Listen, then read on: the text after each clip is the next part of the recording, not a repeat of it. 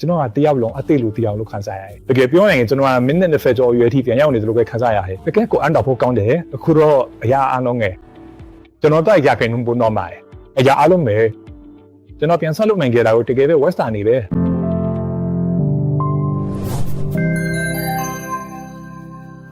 ကျွန်တော်နာမည်က William Long ပါထိုင်းနိုင်ငံမှာ6နှစ်နေလို့ရှိပါတယ်ဒီမှာအနားယူဗီဇာနဲ့နေထိုင်ရဲ့ထိုင်းနိုင်ငံကိုတကယ်ပဲအရန်ကြိုက်ပါတယ်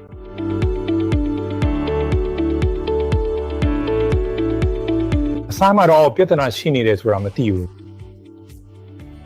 အရာတွေမဟုတ်ဘူးဆိုတာသိပေမဲ့ပြဿနာရှိနေတယ်ဆိုတာတော့မသိဘူးအေးရထားပြီးအင်တာသွားရတာတညလုံး10ခေါက်17ခေါက်12ခေါက်အထိသွားနေရတယ်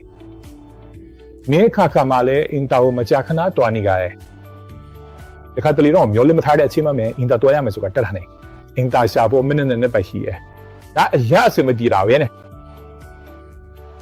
ဒီလိုပြဿနာတွေအချိန်ချင်းကြုံနေရတော့တယ်နောက်ဆုံးတော့ညဘက်မှာစီရလို့အရန်ကြောစားရပြီမဲ့စီရလည်းမထွက်တလောင်နဲ့ဖြစ်နေတယ်နောက်တစ်နေ့မှာတော့နာတိုင်အင်းမြအဲ့လိုစီယုံတွားရမယ်လို့စိတ်แท้တွင်ယူလိုက်တယ်ဒါနဲ့ဒေတာကန်စေယုံတစ်ခုကိုတွားတော့သူတို့ကချက်ချင်းပဲကတိတာထည့်ရမယ်လို့ပြောတယ်ဒါမှမဟုတ်သူတို့ကကတိတာထည့်ပြီးတယ်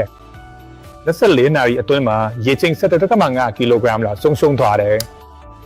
ဒါနဲ့သူတို့က sonogram စစ်ပေးပြီးတင်မှာ prostate အကြီးကြီးရှိတယ်လို့ပြောတယ်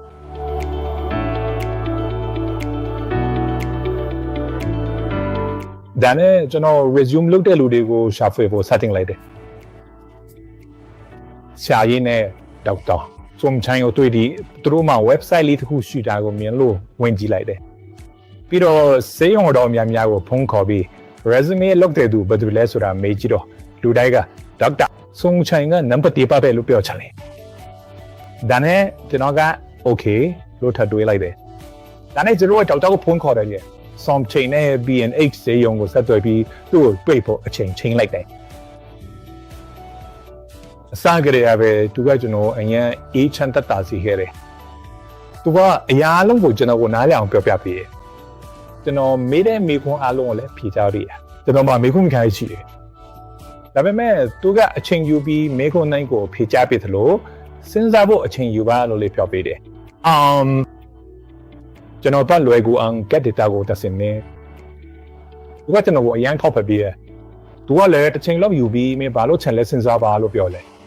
ကျွန်တော်လည်းအဲ့လိုလုပ်ပဲကျွန်တော်တယ်လားကျွန်တော်က resume နဲ့တော့တင်တယ်လို့ပြောလေသူကလည်း okay လို့ပြောတယ်ဒါနဲ့ကျွန်တော်တို့အစီအစဉ်တစ်ခုချပြီးခွဲစိတ်မှုလုပ်ခဲ့တယ်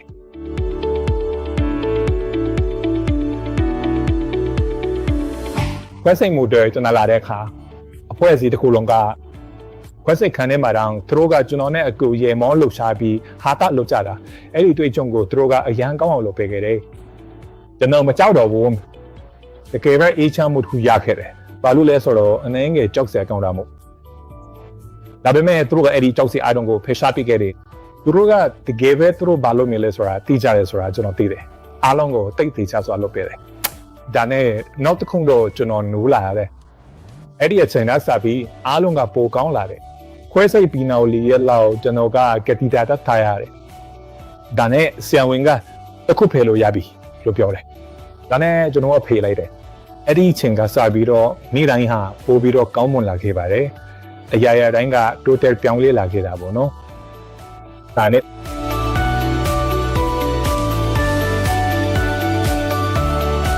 ကျွန်တော်လူတစ်ယောက်လောက်ခံစားလာတကယ်ပြောရင်ကျွန်တော်ကမိနစ်20ရာရွယ်ရောက်ပြန်ညက်တော်တယ်လို့ပဲခံစားရတယ်အရာအံ့တော်ဖွယ်ကောင်းလို့လေအခုတော့ပြဿနာတစ်ခုမှမရှိတော့ဘူးအားလုံးကပိုကောင်းလာတယ်တရားခန့်ကောင်းလာတယ်အခုတော့ကျွန်တော်တွားချင်တဲ့အချိန်မှာဒါအင်တာတွားနိုင်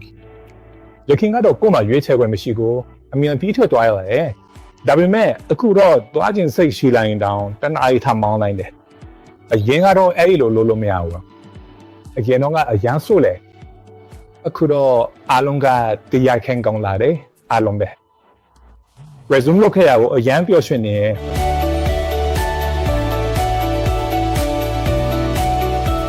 ကယ်၍တင်မာ prostate ကြီးလာတဲ့အကြောင်းပြဿနာရှိနေရင် B&H ဆေးရုံနဲ့ဒေါက်တာကိုအကြံပြုခြင်းတယ်ဒေါက်တာစွန့်ထန်ကအရင်အန်တော်ပရိကောင်းနေ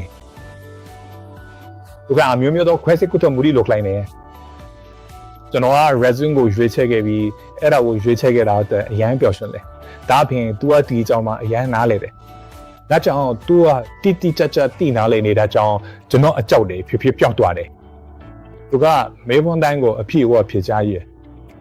ခွဲစိတ်ကုသမှုပြီးသွားတဲ့နောက်မှာတော့ကျွန်တော်အသေးပုံထဲမှာကတိတာတစ်ခုထားရတယ်တစ်ချိန်လောက်နေပဲပြီးတော့စီးကျင်လာတာကိုခန်းစားရတယ်။ရန်ကောင်းလို့သူ့ကိုဖုန်းခေါ်ပြီးဒါကိုအများဆုံးချုပ်လို့ရမလားလို့မေးရှင်တည်း။အဲ့ဒီအချိန်မှာသူကဂျပန်မှာအားလိုက်ရယူနေတယ်။ဒါပေမဲ့သူကကျွန်တော်ဖုန်းတုံးပက်ခဲ့လေ။သူကကျွန်တော်ပြောတယ်ဟုတ်ကဲ့ဒီနေ့မှပြန်လာမယ်လို့ကျွန်တော်လာတွေ့တာ။ကျွန်တော်လည်းလာပြခဲ့ပြီးတော့ကျွန်တော်အဲ့ဒါကိုဖြုတ်ဟိုင်းဒီစယုံနဲ့ဒီဆရာဝန်ကတော့ဘောကောင်းတဲ့သူတယောက်ကိုအကြံပြုတ်ဖို့မဖြစ်နိုင်ဘူး။ဒီမှာလာရတာအရန်ပျော်ချယ်တယ်။ရလာတွေကိုလည်းအရင်ကြည့်တတ်ပဲ။တကယ်တမ်းကျွန်တော်ပြန်လဲလူငယ်တယောက်လို့ခန်းစားရတယ်။ဒါကကျွန်တော်တို့အများအံ့တော်စရာပါပဲ။